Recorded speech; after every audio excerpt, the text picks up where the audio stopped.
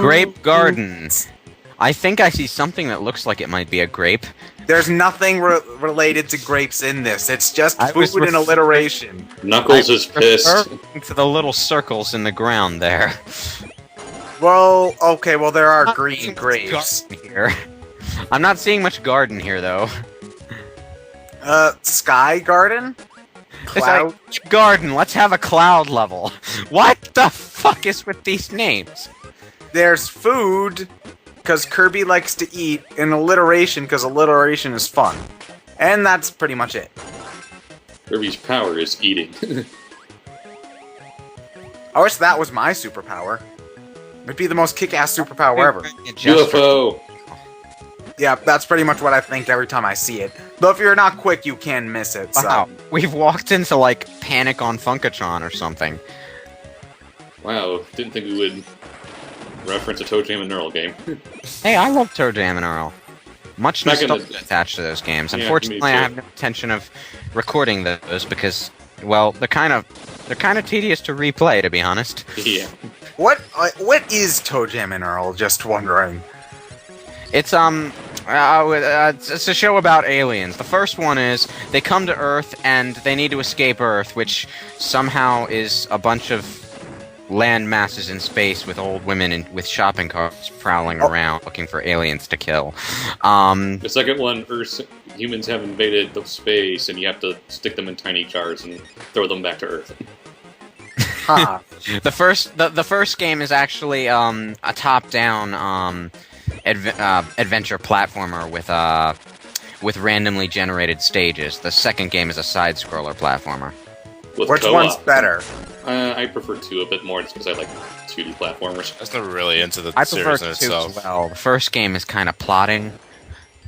Like, it's like one of those that you've seen plenty of, but you just never had the incentive to pick up. Yeah, that's pretty much what it has been for me. I It's just remember like- hearing that they did a Toejam and Earl game in recent years, but I never really found out whether I've only ever seen like 2 screens of it. I think it was probably just some sort of XBLA I think it was an release. Xbox game, actually. Hmm. Like, they try to make it updated with 3D and stuff. Since It's I have real. no interest whatsoever in whether this level actually has grapes in it or not, despite my complaints, I'm going to look this up on Wikipedia. Oh, Toejam and Earl. Yes. Anyway, back to what's going on screen. This is the point where they start introducing recolors of the enemies we've already fought. That do But nothing. like what every Come on. Final Fantasy game has taught you, they're actually no different than what we've seen before. They're just a different color, which makes me wonder why they went to the... It's not that they're no different, dude. It's that you've leveled up now, so they're... Oh, because this purple scoop of ice cream is way different than this blue scoop of ice cream I was fighting an hour ago. Yeah, it's weak to a different element. Takes exactly the same amount of MP to kill, though. Oh, God, I hate that in Final Fantasy X. Where's the Xbox 360 game? I think it's just Xbox, but... Xbox, whatever. Oh. Wait, hang on. Toejam and Earl 3 Mission to Earth, released for the Mega Drive and Xbox respectively.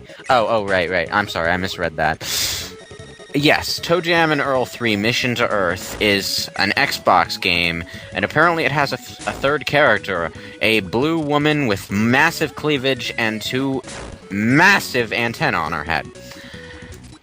Why Okay. does every girl in video games need massive cleavage? Other than the obvious reason. Not every girl. I'm playing a game right now who wears a tracksuit shirt and has, no boobs to speak of. Yet. It also has a mascot character. Trial of the Dragon. What? So now you know what he's playing if you hate that joke. Mixed reviews. Of According course. to Gama Sutra, Toejam and Earl 3 was met with mixed reviews, while IGN asserts that the game was thrashed soundly by critics. It's IGN. I don't trust them. Let's Yeah. At see. all. View scores. Computer and Video Games, 8 out of 10. Electronic Gaming Monthly, 7 out of 10. 7 out of 10. 6 out of 10. 4.5 out of 5. That doesn't sound like it was thrashed soundly to me. That just It's sounds like IGN. that just sounds like it got average reviews on the 4-point scale. IGN. So anyway, yeah, if you light the fuse, you get shot out of this cannon. You can duck into It's it, but there's no point to that. It took a really time to for that fuse to run out. Well, it's pretty much telling you, it's pretty much the first time you've Saying, seen that, so it's telling you, get into the cannon. Get in the cannon. Get in the cannon. Get in the goddamn cannon. Are you in the cannon yet? Are you in the cannon yet? No. Get in the cannon. Get in there. Well, isn't there something later in the level that uses the cannon, and you pretty much have to go through a little labyrinth in order to get to the cannon before the Yeah, fuse goes out? They make it up. They mix it up later. This is just the first time. The it was there, introductory to the cannon. Yeah, you see it in later levels. I don't think you see Yeah, it. I don't exactly disapprove. The Barrel of Doom could have used such a tutorial thing, you know. But Well, I mean, Now it's we're not in like, well, Sky unlike the Fortress. Barrel of Doom, it's something that's pretty obvious. I mean, anybody with half a brain can say, light fuse, something happens. you know, Kirby by definition is a game designed for people who have a quarter of a brain. So, you know. Hey, when I was 8 years old, I'm pretty sure I had at least a third of a brain. At least a third. Yeah, which is why you found the game so easy. And to this day, you're still working up to half. Hey, you made it up without having to, you know, grab the ledge and climb. I'm just getting better, I guess. Actually, thinking back, this is, I think, one of the first games I ever did a 100% completion run on.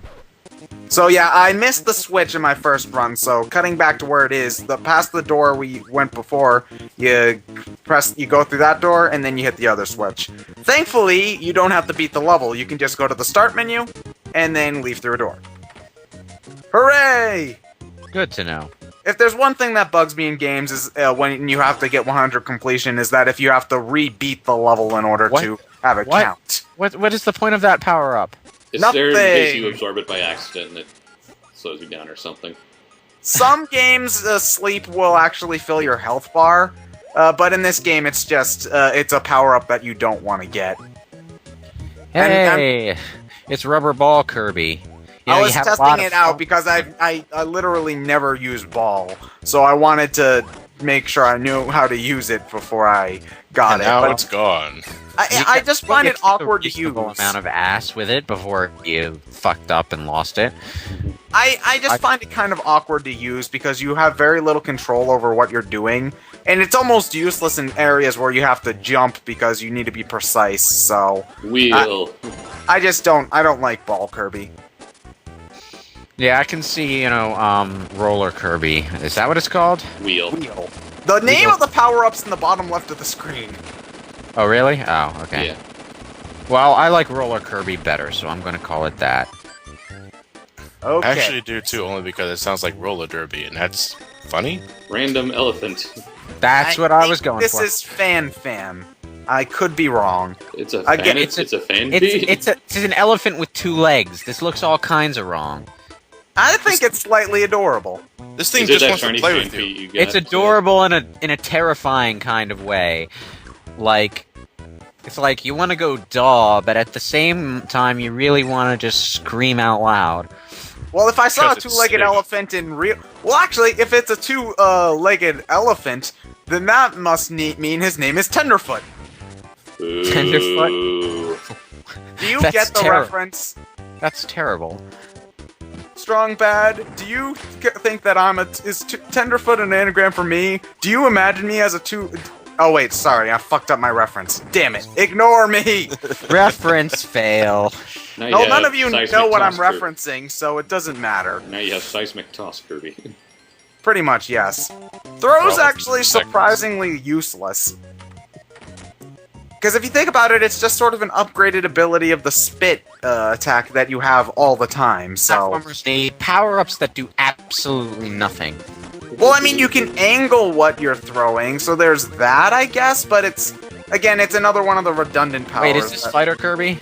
No, this is This throw. is the closest to fighter we have in this Throw game. Kirby. This is a stall Kirby. This is that's Ryu Kirby, and then backdrop is Ken Kirby. And Sure. I'm only making the stall reference only because we just did a Let's Play of that with the Saturn, and it wasn't very interesting. Damn it, Meta Knight! I don't You want to know what? fight these guys. You know what, Meta Knight? Why don't you fight me yourself? We for a will change, later.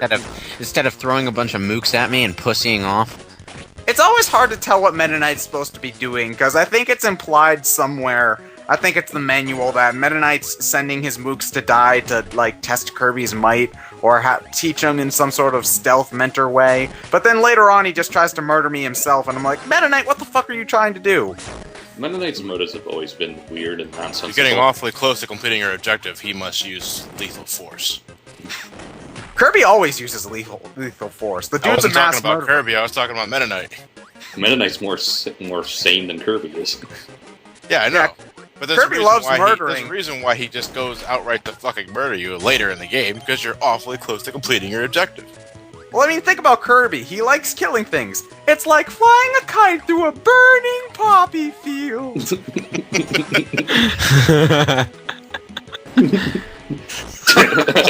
Failure!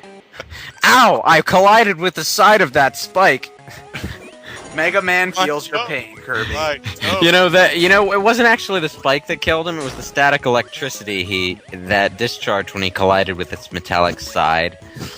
There's no way he got stabbed by that, so it has to be static. I don't remember that chamber in the original. Only conceivable explanation. Well, Johnny, have you played the remake or just the NES version? I've only played the original NES version. Huh.